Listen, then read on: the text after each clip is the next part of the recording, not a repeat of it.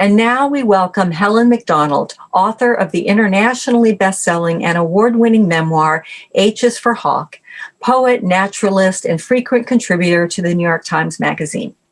Joining her is Camille T. Dungy. Camille's debut essay collection, Guidebook to Relative Strangers, was a finalist for the National Book Critics Circle Award, and her poetry has garnered several awards and dozens of anthology inclusions. She's also a 2019 Guggenheim Fellowship recipient. Welcome, Helen and Camille. Hi. Thank you so much, Sherilyn, for those introductions. My name again is Camille Dungy, and I'm really excited to be the moderator today for this conversation with Helen Macdonald, author most recently of this beautiful book, Vesper Flights. And so as you heard from Sherilyn, during this conversation, if you have questions that you would like to ask of Helen, please feel free to type them into that chat question function on the bottom of your screen, and we'll select a few at the end of the conversation. Helen and I are going to talk for about 40 minutes, but before that, we would like to introduce a short video. For about 4 minutes, sit back and enjoy.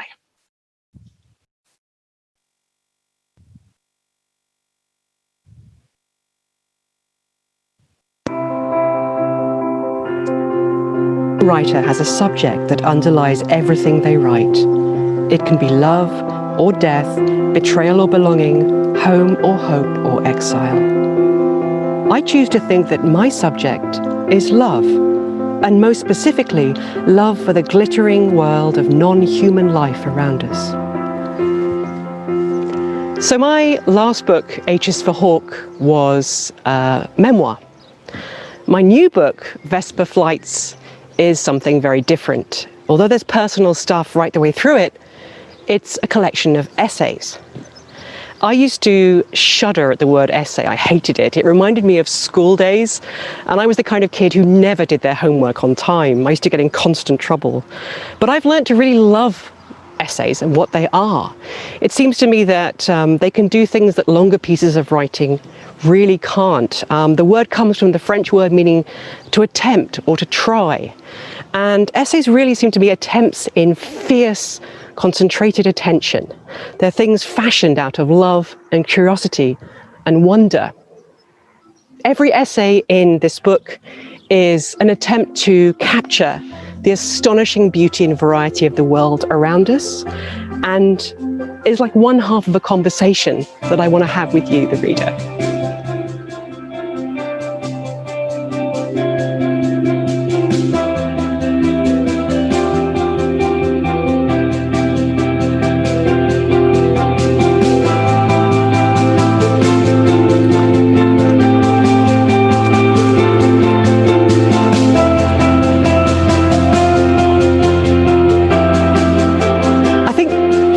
Essays are a bit like finding interesting things on a walk like this. They're like those moments where your attention is drawn from the sort of background blur onto something singular and unusual. And you want to pick it up and look at it and try and understand what it is and what it means. And what I've got here is a wood pigeon egg. And you can tell from the way that it's kind of like it's got a very clean round hole in it. It's serrated around the edges, that this egg hatched successfully. And the reason it's here by the side of the lane is that one of the adult birds will have picked it up from the nest and flown off and dropped it, because it's such a bright shell, it would attract the attention of predators. So basically, the fact that it's lying here is a little bit of protective safety for a pigeon. And like an essay, there's just so much joy in sharing things like that with others. Such a fun thing to find.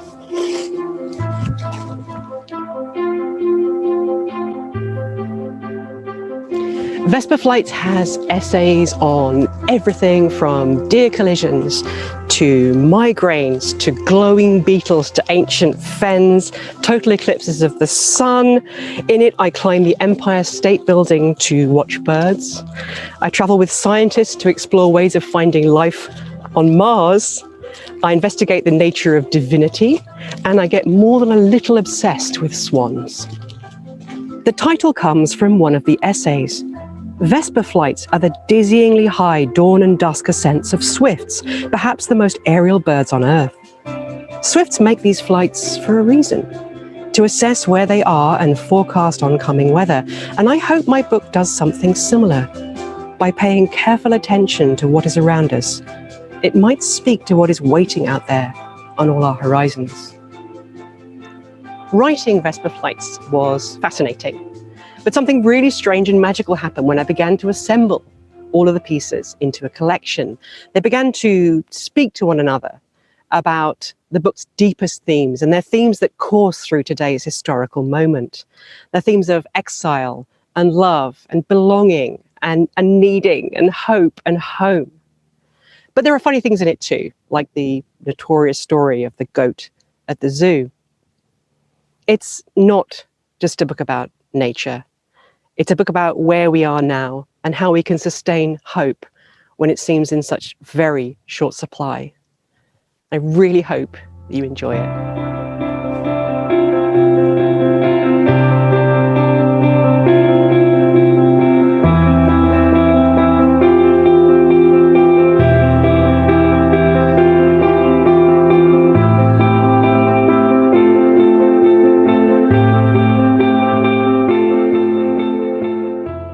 It's so embarrassing watching me on film. I just want to curl up and... You had the multiple versions. There was yourself on film, and then there's yourself on camera talking about your own book, which is another kind of mirror into yourself. It seems so interesting as a writer, very probably very have meta. That many, so meta, but also. Let's just talk a little bit about what you mentioned in that video about your initial resistance to the essay, and then what might have cracked open in you to allow you to begin to have fun exploring that form. It's a really good question. So, I mean, yeah, I mean, school was bad, but university was worse. And I got in such trouble. I never wrote any essays, don't do what I did. You should definitely do it. And I realized that the problem I had was that I'd been taught that the way to write an essay was to construct everything that you were going to say beforehand. So write know what your argument was going to be, write the introduction, write all your paragraph points, and then the conclusion, and then start writing. And I found this paralyzing. I couldn't do it. And I loved exams because in an exam situation, it's a bit, as you know, like kind of whitewater rafting. You're going down very fast. You're against the clock, and I started to write these essays, and I always loved the sort of sense that I never really knew what I was going to say until I read what I'd written. And it was a really kind of organic process. And like whitewater rafting, there's a lot of back paddling and crossings out, in the essay. And I sort of realized that essays for me really do seem like the world poses me questions, and under sort of almost like exam conditions, I want to kind of work out the puzzle. And they seem like really, and it seems really counterintuitive, but it does seem very much that the reader is always bound up in that. There's always a sort of space for the reader to stand next to me while I do that. And it's a real joy. So I think I learned to do it really when I was working for the New York Times initially, working on essays about nature. And a lot of those were written, on tour, and they were kind of finished at 3 a.m. in hotel rooms while I was weeping, as the deadline approached. So I learned kind of that kind of excitement and the thrill of writing. But then I kind of got really addicted to them. And, I love writing longer pieces now, but I do feel my brain is kind of wired for that essay form. And particularly now when all our attention spans are really shot with what's going on politically and environmentally, and with COVID, I think there's something kind of really, I'm kind of pleased that there's a book full of shorter pieces that one can just sort of pick up and put down as one sees fit, rather than having to slog through a long novel or a long book. It was a pleasure to be able to move in and out of the pieces and in and out of the points of your attention. You have an essay in the book called The Numinous Ordinary, and that seems to me could as easily have been your title essay, because there's so much in this book that seems to revel in the ordinary and make it something numinous and larger and magical almost. The essay, it seems, it offers you this ability to kind of look all over the place and see a lot of things and then dive in to one. Were there some favorite lines of inquiry or topics for you to explore? Yeah, actually, there was one essay that didn't make it into the book. I wrote an essay on Star Wars, which, you know, I really enjoyed it. It was about nostalgia and sort of fan work and stuff. And I put it in, and then I looked at this whole collection, and it was like I had a giant plate full of kind of roasted vegetables and cold meats, and there was a kind of cheesecake in the middle. It just didn't fit. So I kind of mourn that one a little bit. The ones that I really love, I love the Swift one. There's one, the Vesper Flights, the title essay, because that really does seem to me weirdly prescient, particularly where we are now, about trusting in experts and working together for the common good. But the one that I think really I didn't expect to turn out the way it did is the one about deer collisions. I went to this weird place in Britain where, you know, a sort of 6-lane motorway cuts through this medieval deer park, and the deer use the bridge over the motorway to cross between the different parts of this park to feed at night. And I suddenly thought about what it must be like to be driving along in a truck, you know, an 18-wheeler at night, and look up and see this sort of procession of antlers. And that just spurred this whole kind of like imagining about not just the notion of a deer as a real animal, but as the deer as image. And as you know, a lot of this book is about how we use animals to prove our own understandings of the world back at ourselves. And that was a really interesting one, because I didn't know where it would end up. And it ended up with me getting really traumatized by a YouTube video of a supercut of deer collisions in which people are kind of laughing at these deer dying horribly over and over again. It was really traumatic. So yeah, I mean, that was exciting, that one to write. I didn't know where it would go. It seems frequently to me, as I was reading this book, that you did have the opposite of that kind of write the outline and know where you're going experience of how essays are so frequently poorly taught, that you, in the process of writing, would come to revelations, would change your mind, would shift. There also seems to be an urgency in many of these essays where you're really asking your readers to think about changing our own minds and shifting and moving. How much of that difference between what you're asking of yourself and what you're asking for your readers is a conscious act for you as you're writing, and how much comes out in the process? These are such good questions. Oh my goodness, they really are. I'm panicking now how to answer that. Well, I think to sort of answer that a little bit, maybe to think about nature writing. You know, as you know, it's the sort of traditional way in which nature writing has been presented to us tends to be these kind of elite white men wandering around hillsides, pointing things out and explaining what they are, and basically saying, "Aren't you lucky to have me to explain this to you?" Which is it's a really, you know, I love a lot of those books. I'm not sort of dissing that tradition, but it seems to me that I wanted to be much more open about not knowing things. You know, I feel that desire. Sometimes I'll go out and I'll look for things, and then I'll come back and think I ought to look up that mushroom because then I can explain to everyone what it was. And I'm like, no, that's not honest. You know, the world is full of things I don't understand. So why don't I try and explain how I came to the conclusions I did about something? And that always sort of involves the reader, I think. You know, as a writer, trying to, you know, being in that position of vulnerability and not being the expert is a really good place to be, because we all feel like that. But I mean, I do. It's a lot more political than H is for Hawk. I mean, in quite overt ways. It's not polemical, but it's angry and it's urgent.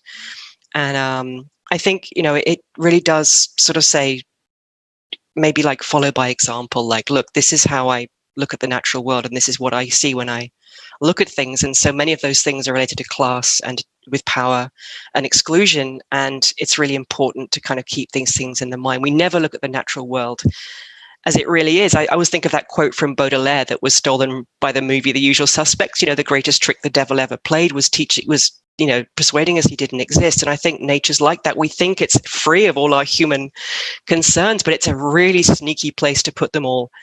And then we meet them there and think that they're true. So that's what I try and do in the book. Can you read to us a little bit? Yeah, sure. I'll do my best BBC radio voice. Fantastic. Royal Shakespeare Company. Yeah, I want to read a bit from an essay called Rescue. It's about animal rescuers who often have a bit of a sort of, people often sort of sneer a bit at animal rescuers in a sort of, it's biologically not important. It's like, yeah, but it's kind of important emotionally as well. So it's about this bird, the swift, which is kind of the animal of the book. It's a very aerial creature. The young birds, when they leave the nest, they don't touch anything. They don't land, for like 2 or 3 years.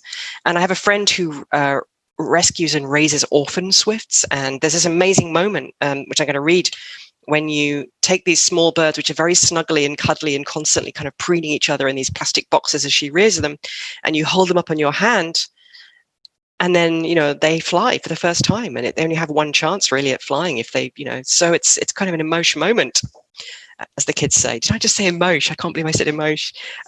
Right. So this is what it's like to get a swift that's just going to learn to fly for the first time. All I can do now is wait. It stares into the wind for a while, then starts shivering. Anticipation, I think. Functional explanations, this bird is warming up its pectoral muscles ready for flight. Emotional explanations, anticipation, wonder, joy, terror. Nothing has visibly changed, but something is happening. Like an aircraft avionics system coming online as it powers up. Blinking lights, engine check, check. That doesn't work, though, not quite as an analogy, because what I am watching is a new thing making itself out of something else. There is no doubt in my mind that this is as much a transformation as a dragonfly larva crawling from water and tearing itself out into a thing with wings. On my open palm, a creature whose home has been paper towels and plastic boxes is turning into a different creature whose home is thousands of miles of air. Then the swift decides. It tilts. I can't help do the actions when I do birds. I'll start flapping my arms in a second. I'm sorry. It's just inevitable. It tilts the pug-sharp, tiny tip of its beak upwards, arches its back, and drops from my flattened palm, making an aching series of stiff and creaky wing beats. For 5 or 6 seconds, everything feels wrong. The bird is a mere foot above the grass, and my heart is beating fast. Up, up, up, calls Judith. Nothing is broken. We're just watching a bird learning to fly. Hitching as if pulling into gear, the swift starts to ascend, flickering up and up into a sky streaked with evening cirrus. It describes one careful circle above our heads, then lifts even higher and straight lines it to the south. I look down at my palm. There's a little scratch on the meat of my thumb where its claws had gripped tight before letting me go, gripped tight to the hand that was the last solid thing the bird would touch for years. It was really emotional. It is. It is so emotional. There's so much in this book where the hearts and the lives and this kind of bleed between a human perception of things and this other kind of objective scientific affection. You play with that throughout this book. How difficult was that for you to work that line between wanting to write about the swift in this super emotional way and also wanting to scientifically describe its actions?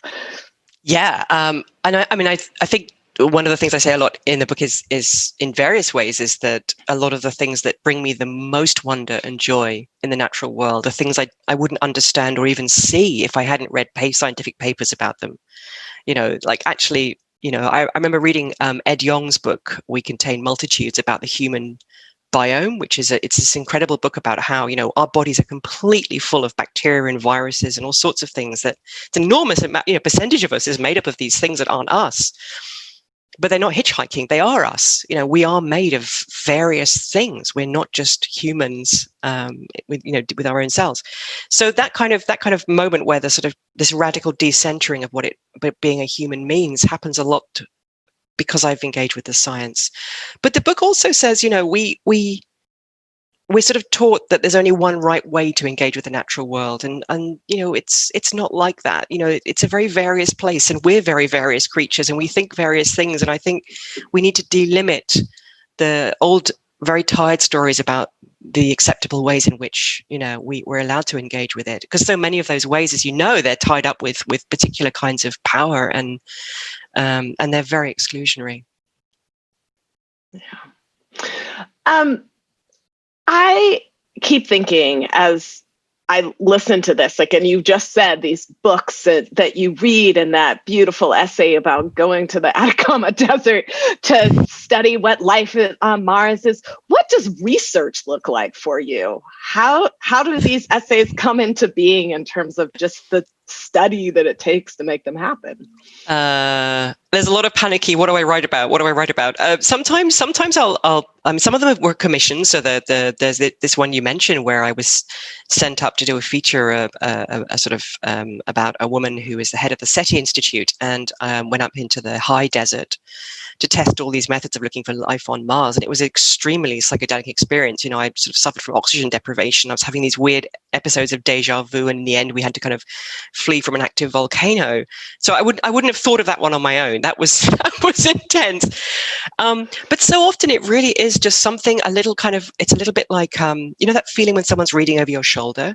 You know there's something that's sort of nagging at you. It's some kind of question, and sometimes it's because I've been out and I've seen something. And a lot of these, the geographical location of many of these essays is quite various. And you know, there's sort of New Zealand, and there's Australia, and there's kind of and that was because I was on book tour, and occasionally I'd bust out of my hotel and run off and go looking for nature.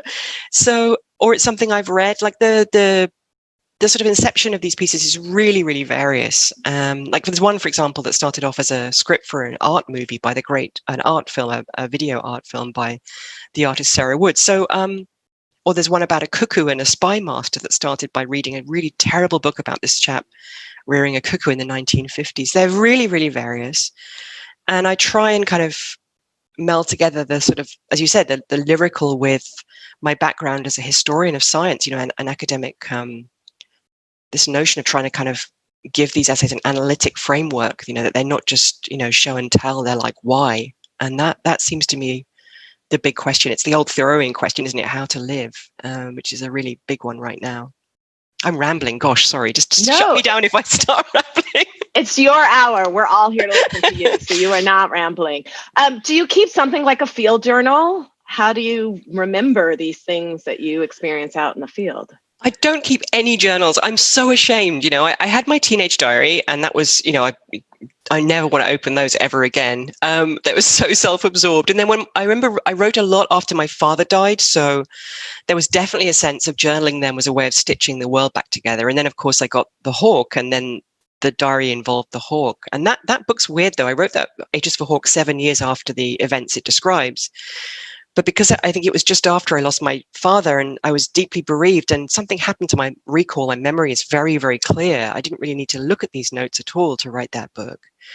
But I don't write at all. I mean, I think quite often the moments that I'm writing about are, they're special. It's like I said, it's sort of things, they're encounters with creatures. They go deep, and they're very memorable. And you know, I always feel a little bit like writing anything, describing anything as a bit like committing millions of murders. You know, you're walking around the ashes of all the ways you could describe it. It's quite miserable sometimes. But when I'm writing about an event or an encounter, like seeing a peregrine falcon flying, hunting pigeons around in a decommissioned power station on the coast near Dublin, I still remember that clear as day. Yeah, I can't remember what I had for dinner yesterday, or, you know, where I went yesterday, but natural history sticks in my head, I think. Well, also some of the times in which you're viewing them are remarkable. Climbing the Empire State Building at night to see these kinds of things feel remarkable. And yet sometimes you're just talking about your back garden. Sometimes you're remembering your own childhood. Can you talk a little bit about the way time moves in your writing? Yeah, there's a lot of small me in my writing. I think that was really an originary kind of time for me to kind of really pass out my notion of what my connection to the natural world was. So there is this curious, strange, slightly quirky child who wasn't very good at having friends, but really did believe that the small insects that she used to try and catch in the meadow near her house were somehow friends. I don't think they thought I was a friend. But that curiosity, that desire to kind of to see things up close and understand what they were. And I say in the book, it wasn't a kind of nature that I wanted to set myself against or define myself against. I wanted to know the names of these creatures like I wanted to know the names of my friends at school, But nature's really interesting like that, as you know. I mean, if you look at the kind of way that ecology is written about, both lyrically and in the science, there's a lot of virtual time traveling involved in thinking about nature. And if you read Aldo Leopold, so many of those places like marshes he writes about, they seem caught out of time, or they seem places from the past. And, that really fascinates me. It always seems a little bit like that, that change in America, for example, between the sense that the past was a kind of pageant, a kind of, a sort of string going back through history.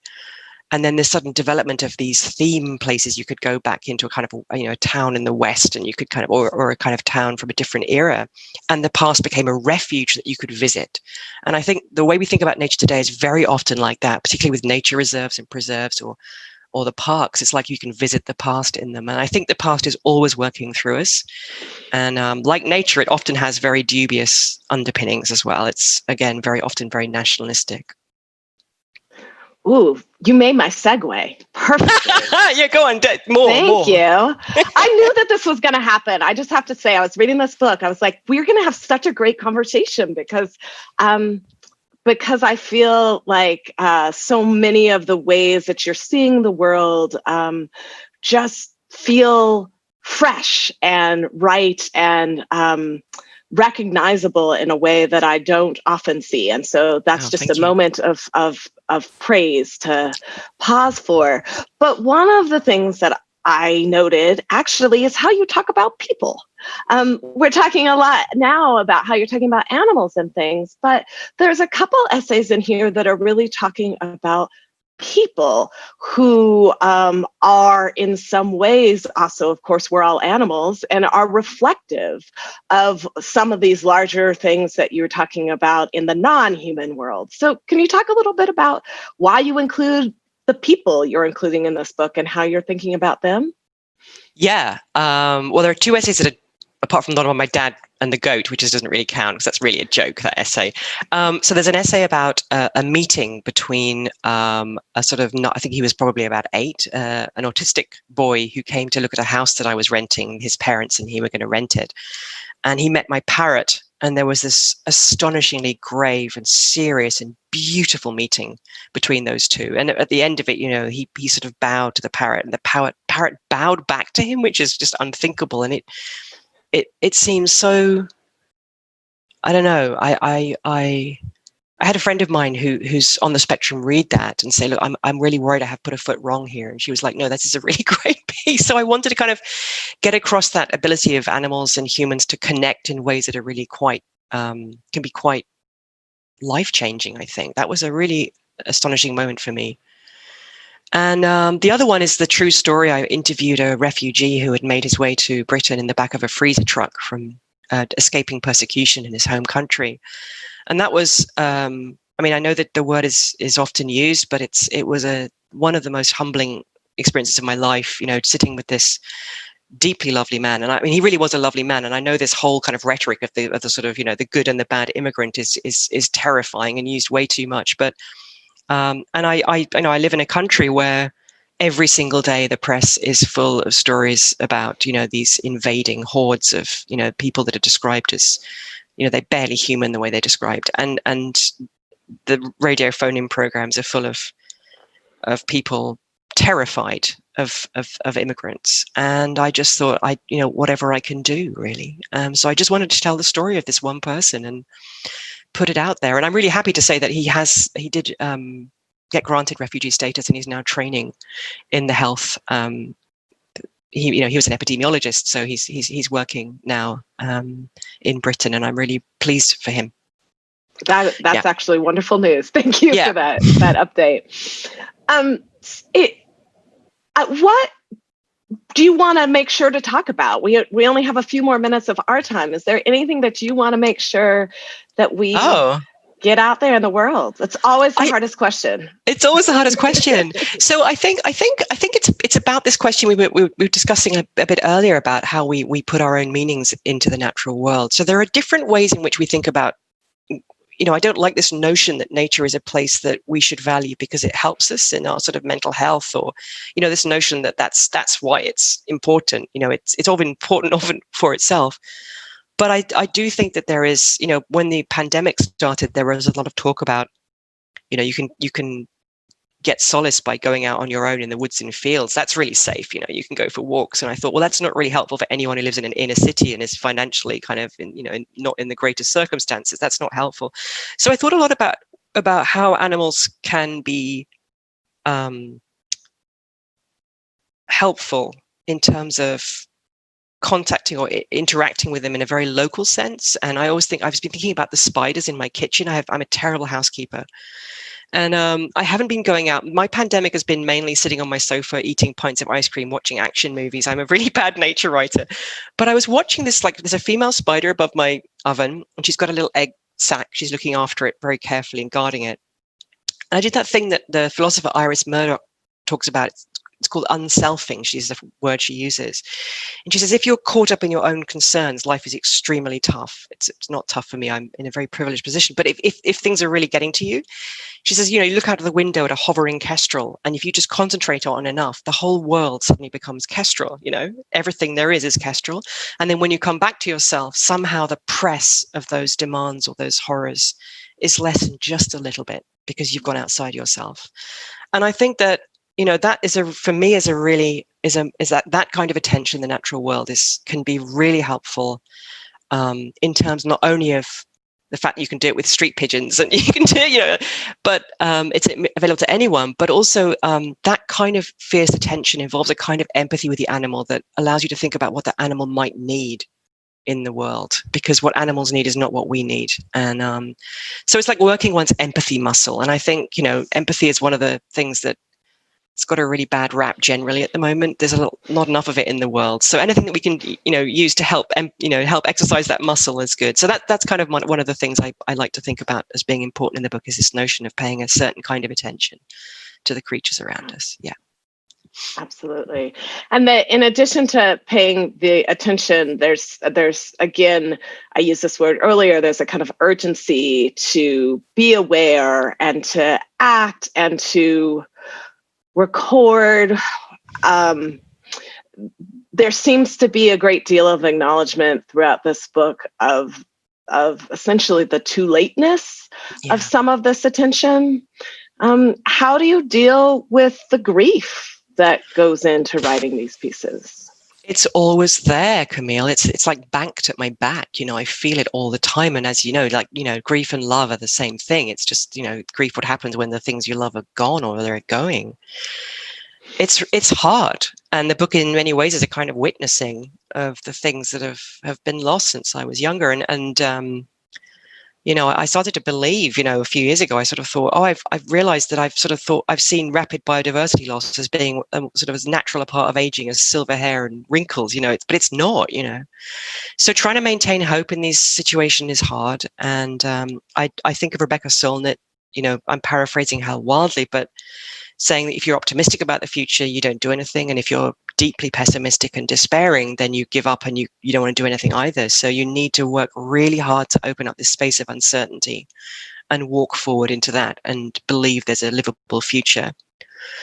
And, this book is not a polemical book, but I do think, in my own case, not in the literary realm, we need to organize, we need to raise our voices and we need to make trouble. The problem is not individual people not buying the right kind of light bulbs. These are vast structural issues, and the only way we can change them is to come together. So that's where I am on that.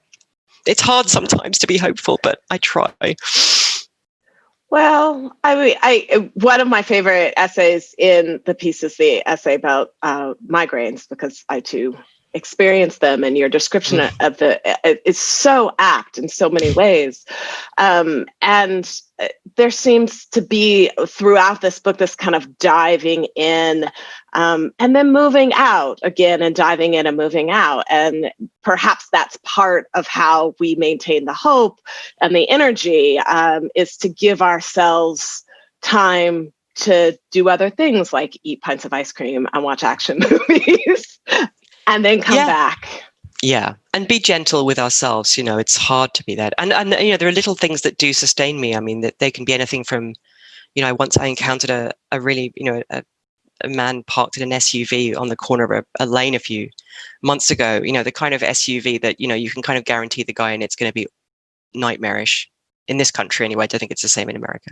And he was guarding a puddle on the road that a duck was in with some ducklings, and he didn't want them to be run over. And they were right next to a river. He could have just shepherded them into the river, but he decided that they were having a nice time and he wanted to just make sure they were okay. And he'd been there an hour. Things like that are kind of nice. And I also always think of that amazing line from Robin Wall Kimmerer's Braiding Sweetgrass, one of my favorite books, where she talks about asking a group of botany students what it might be like to believe that the earth loved them back. That phrase has been so transformative to me, that thought that the earth might love one back, and the relationship that we have it might not necessarily always be one of devastation and despoliation. It's been really helpful to me too.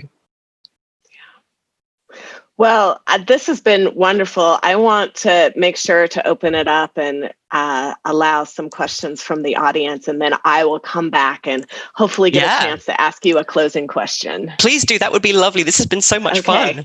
Absolutely. Okay. Sherilyn, is this?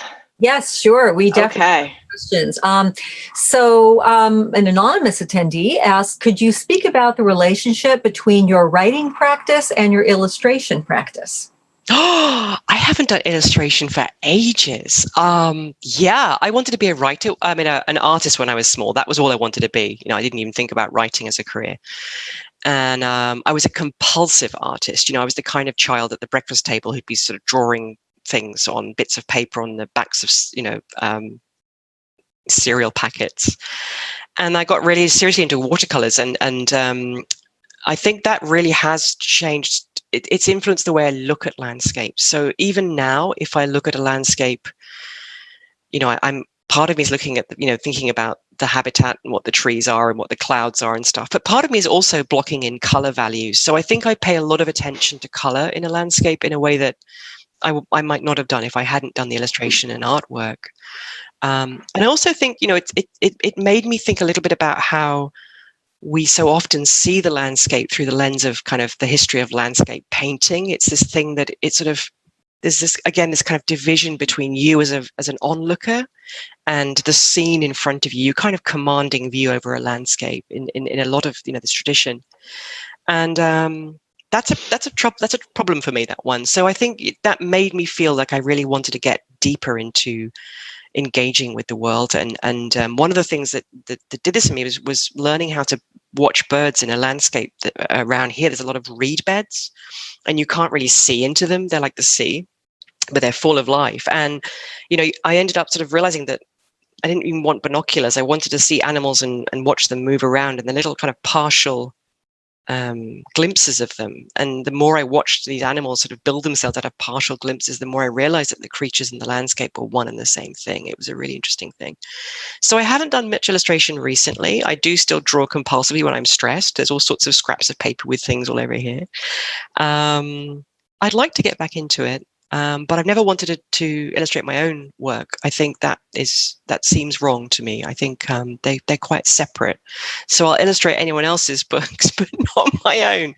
But I bought a really, really expensive set of sable brushes and a new watercolor set a few years ago, and I'm a bit scared of them still. So I should really break them in. Yeah. Great. Another question, Camille? Should I jump in? Yes, absolutely. Okay. So Vimla has a comment and a question. She was mesmerized by Vesper Flights and particularly struck by the term flowing up. So she says, thank you for that. And notes how your childhood was quite remarkable. And she says, do you think your writing has been heavily influenced by that? By my childhood? Oh, yeah, absolutely. And so in lots of different ways. So one of the ways I think is that is a kind of quite a brute possibility, and possibly isn't true, but it's kind of how I feel now. I was a twin. I had a twin brother who died just after I was born and I was stuck in an incubator for over a month. And back in the early 70s, that was kind of brutal. I was on my back in bright light, with no pain relief, and it was grim. And I don't remember any of it, but I think a lot of my writing early on, when I started writing, I felt I was writing to someone, and I feel that someone might have been my lost brother. I don't feel that anymore. I feel like I'm writing for readers. That's different. But so I feel that compulsion to write may have come from that desire to communicate to something that was lost or had disappeared. And then I grew up in this bizarre, wonderful place that was owned by the Theosophical Society. So I was surrounded by these wonderful elderly ladies who were completely eccentric. A lot of them had left very good families, and some of them were refugees from Nazi Germany, and they all had refused the roles that life had given them as women to practice this kind of esoteric religion. So they were really, hanging out with them when I was a kid was also really inspirational, in that I ended up deciding that being a writer or being an academic or being, it's not normal, but I could do it anyway. And then there was just the reading. My mum and dad brought back books and books and books, and I read everything when I was a kid. I think I was probably one of the few kids in the 20th century that read Ballantyne's Coral Island before I read Lord and the Flies. So I used to go to jumble sales and bring back all these terrible Victorian romances and stuff. So just my reading was, again, I was a very compulsive, obsessive child. I've calmed down a lot now. So really foundational, my childhood. That's a really interesting question. Thank you very much for it. Another question. I am going to combine a couple of them from Christine and Emily, because we have a lot of questions. So Christine is wondering how you organize your work. What is most important to you in considering how to order the various threads of H is for Hawk, or the order of essays and Vesper Flights? And Emily is wondering, given your open, free-ranging mind and interests, do you have a hard time calling a piece of writing done? How do you get to that place of feeling like it's ready to be shared with the world? So really how you construct a piece of writing and then let it go. Yeah, those go really well together, those two questions. Thank you for them. I'm going to talk about how it's done first, because I actually started off writing poetry, and I always felt with poetry that it's a bit like painting as well, I guess. When you're working with a piece, there's a kind of conversation with it. It's really hard not to say this without it sounding very sort of floaty, but there's a conversation you're having with the materials and with the page and with what you want to do. And then there's a magical moment. It doesn't always happen, but when it happens in poetry. And Camille, I'm sure you've experienced this, or much better poet than I am. I'm quite hopeless, really. But the poet kind of snaps. The poem snaps shut.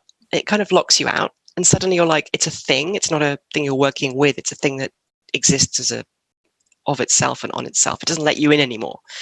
And writing essays is a bit like that too. There comes a point where you realize that if you shouldn't tinker with it anymore because it doesn't want you to. Writing a longer book, that was really strange. So I'd never written anything as long as H is for Hawk. And starting off as a poet, so what I would do is every morning when I started writing, I'd have to read from the beginning, right at the beginning. You're laughing. Is this something that you do as well? I had to teach myself not to do that as a poet, switching to prose. Absolutely. Sorry. I'm glad it's no, that's great. I'm so glad it's not just me. It's a poet thing, right? So I'd start at the beginning, and then I'd have to kind of get that arc, and then I'd have to where I left off the previous day, then I'd just keep going because you needed that sense of where it was going. This meant that, as you can imagine, that towards the end of writing that book, it took bloody ages to I'm a fast reader, luckily, but I'd start writing at like 8 p.m., but I couldn't do it any other way. So, that was interesting. And in terms of ordering threads, the essays, I basically sat down with my mum had fallen and broken her hip. She's fine now, but she had a really traumatic time. I was trying to get the book finished. I had a very dear friend, Christina, who's in the book, visiting from Australia. Everything was just a nightmare. I had all these piles of essays, and we just sat down one day and she helped me go through them all, and we wrote down what their themes were and we put them in order. And it took about 8 hours. And finally, it was that same feeling. It snapped shut. And as for the H is for Hawk, this is the last bit. That had many, many threads, as you know. And I think the way that worked, again, it was like the poetry. I just had to listen very carefully to where it wanted me to go next. It was a little bit like sometimes trying to wrangle a horse. Sometimes it didn't want to go where I wanted it to go. So I had to just go, oh, well, it doesn't want to go there. So there's a lot more power in a book than I often feel. I'm the sort of lesser person in the equation, and the book is telling me what to do. That all sounds bonkers, doesn't it? Great. Never mind. Well, if we can get in 3 more questions, that would be fabulous. Okay. But, we'll see. I can do quicker answers. Sorry, I get very excited. Totally fine, and we don't have to shut off exactly at 3 too. Our time 3. So whatever works for you, the two of you. So Megan notes that she is the person who wrote her grad thesis on H is for Hawk, and says she's. So anyway, here she is. So she said, so many writers think they need to know where they're going when they sit down to write. Can you talk a little more about how you surprise yourself when you write, and what helps you let yourself go into unfamiliar, possibly even uncomfortable places? Oh, yeah. Ages for Hawk, I mean, I had a quite a good idea of where I was going because it was a story that had happened. That seems very obvious. The essays are slightly different. How do I get in the right space to know where I'm going? There's the old chestnut, isn't there? Sometimes you feel that you are writing like, words that could pour into the ears of gods, and you just feel like you're the greatest writer in the world. This very, very infrequently happens. And then there are other days where you feel like you're wading through sort of broken glass, sort of suspended in treacle. It's just the worst thing. And then you read back what you've done, and the two prose styles are actually indistinguishable. It's a very strange thing. And I quite often listen to music. I need a lot of caffeine. I think I'm quite ADHD, and I need that sort of focus. So I drink a lot of coffee, and I quite often listen to Baroque music to put me in that kind of meditative, slow headspace, in which words will kind of drop into the right spaces. It doesn't always work. Sometimes I need to listen to sort of Hans Zimmer movie soundtracks to get in the right. But often it's Baroque French. Oh, I sound awful. But Baroque French music. Jean-Baptiste Lully is a classic for that. I quite often would listen to, and I'll listen to music over and over again. Again, I think that's quite a common thing. And sometimes I need silence. It's very various. There's not really any one way that I write that works at all times. Sometimes I feel that writing is a constant process of tricking myself into being able to do it. Yeah, it's like a sort of long con on myself. Well, there's a good follow-up question to that. P. Newhouse, not sure of her first name, says, I'm loving Vesper Flights. Are you already working on your next big project or taking a well-deserved break? The break comes at the end of this tour. I've been quite amazed, actually, how I just assumed this would be the most relaxing thing in the world. I'm not traveling at all. I'm just sitting in my kitchen, although very late at night often. And actually, it's just as exhausting as traveling. It's amazing. So I am going to spend a week doing nothing, possibly doing a bit of gardening, which I'm not very good at, but I enjoy. But the next book I'm really thrilled about, and I'm one of the very minor casualties of the COVID era has been that I didn't manage to spend this summer where I needed to be to research it. I was going to go out to Midway Atoll in the Pacific Ocean. This 2 miles sort of square island that used to be a naval air station, which is now a home to millions of birds, particularly albatrosses, which nest every sort of 3 feet across the island. And it's incredible. There's like, rundown hangars. There's a still functioning naval bowling alley there. It's the most bizarre combination of, it's a bit like being in the afterlife. It's an astonishing place and really important in traditional Hawaiian culture. It was considered to be the place where souls were born and where they went back to after death. But it hasn't a history of dispossession, unlike most islands. So I'm writing a big book about Midway Island and the end of the world, another cheerful one. And I couldn't go. So I'm hoping to go back next year. And the reason I chose that place is it's always been sitting in my mind ever since I was a kid, and I saw it in a National Geographic magazine. And so I guess in my historian training, I think that if you want to write about everything, like the end of everything, that you need to concentrate on something very, very small in order to do that. And I think Midway is like my little tiny small bit from which I can kind of unpleat all the threads to talk about how we can survive endings. Yeah. So it's going to be, that doesn't make it sound fun. There probably will be jokes in it as well. Midway. Terrific. Camille, can we do one more? from the audience? Absolutely. We have time for one more from the audience. Okay, Yes. okay, great. So going back to your comment recalling Thoreau and his statement, how to live, looking at our world right now, personal, social, environmental, political, what would you say in response to how to live? I think that it's the word apocalyptic works really well for me. It doesn't just in its oldest meaning, it doesn't mean the last day, the end of everything. It means a revelation of things that have always been there, but have not been noticed or not been brought to sight. And so much of what is happening right now seems to me exactly of that order. We can talk about climate change suddenly hitting, becoming visible in horrifying ways with wildfires that are, or we can talk about the white supremacy at the heart of the American project suddenly being revealed to people who hadn't noticed it. Obviously an enormous number of people knew it was, it's been the lived reality, but it's become visible to many, many white people. And I think that's important. And that's kind of, I sort of feel that this apocalyptic way of thinking, actually, it's like a plaster being removed from a wound. The wound it's there. You can see it now. Like whatever, we just need to kind of try and fix it. And again, we need to do that. By whatever given value of we need to mobilize and organize and raise our voices. I know that sounds kind of wishy-washy, but my God, that we just need to do that. And that's I think how we have to live. We have to step up if we can. Thank you so much, Helen, for those answers, both to my questions and to the audience's questions. They were fantastic. I think my final question for you, you actually touched on a number of other things I wanted to make sure that we shared. But my final question to you is that the sense that the essay, as we have it very frequently in our tradition, comes from as you said in the initial video, this idea of to attempt and to try, but also this kind of self-inquiry that takes the whole, the world and the things that the author was seeing in. What are the ways that you think writing these essays has helped you to be able to do these other actions that you're talking about, where you say that you need to be able to resist enacting? How is the work on the page helping your life outside? Oh, in lots of ways. A primary one is not realizing. I work. There's a lot of class in this book. I'm English, so clearly.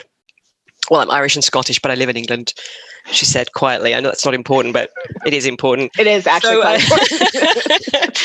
So like seeing how much, things like, for example, just keeping cage birds, and how certain kinds of bird keeping are acceptable because posh, rich people have always done it, and certain kinds aren't because they're mainly minority, marginal immigrant communities that have done it. And like the more I looked at the ways in which nature is kind of policed like that, the more angry I got, and the more searingly angry I got, because I realized obviously it's everywhere.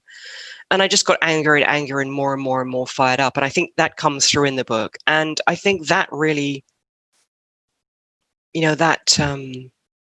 everything from stories of immigrants killing swans that turned out to be absolute nonsense, and stories about, in the 19th century about Jewish feather traders killing swans. And these swans represent, the crown, and they represent Englishness.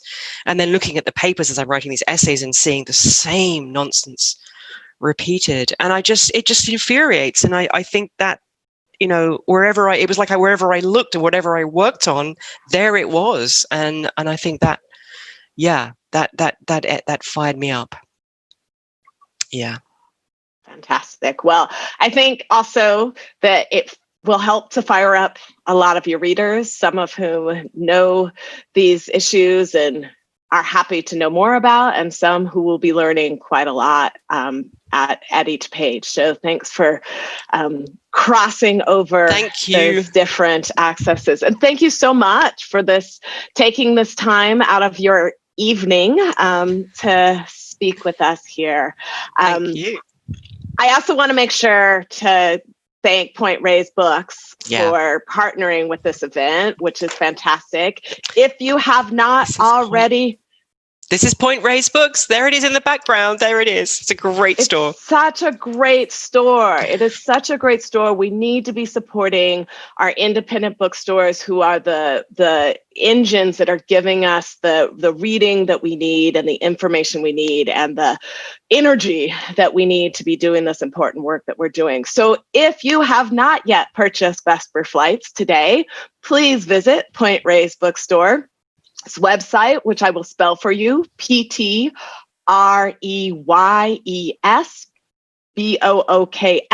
pointreyesbooks.com.